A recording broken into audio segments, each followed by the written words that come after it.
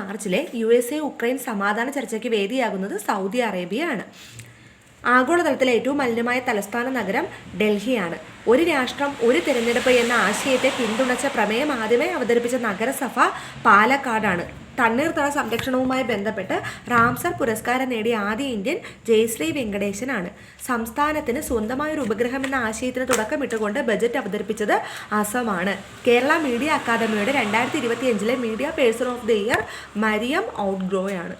കാനഡയുടെ പ്രധാനമന്ത്രിയാകുന്നത് മാർക്ക് കാർണിയാണ്. 2025 ചാമ്പ്യൻസ് ക്രിക്കറ്റ് ട്രോഫി ജേതാക്കൾ ഇന്ത്യയാണ്.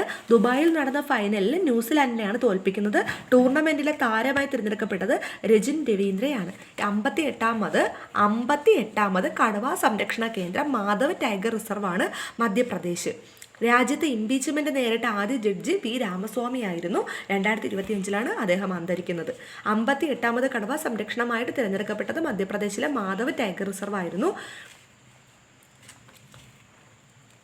2025 മാർച്ചിൽ RBIയുടെ എക്സിക്യൂട്ടീവ് ഡയറക്ടറായി ചുമതലയേൽക്കുന്നത് അജിത് രത്നാകർ ജോഷിയാണ്. അപ്പോൾ 2025 മാർച്ചിൽ RBIയുടെ എക്സിക്യൂട്ടീവ് ഡയറക്ടറായി ചുമതലയേറ്റത് അജിത് രത്നാകർ ജോഷിയാണ്. സ്കൂൾ കുട്ടികൾക്കായി ആരംഭിച്ച സംസ്ഥാനത്തെ ആദ്യത്തെ AI ലേണിംഗ് പ്ലാറ്റ്ഫോമാണ് സുപാലേൺ എന്ന് പറയുന്നത്. 2025 മാർച്ചിൽ നാസ വിക്ഷേപിക്കുന്ന ചാന്ദ്ര ദൗത്യമാണ് പഞ്ച്. 2025 മാർച്ചിൽ ഓസ്ട്രേലിയയിൽ നാശം വിതച്ച ചുഴലിക്കാറ്റാണ് ആൽഫ്രഡ്.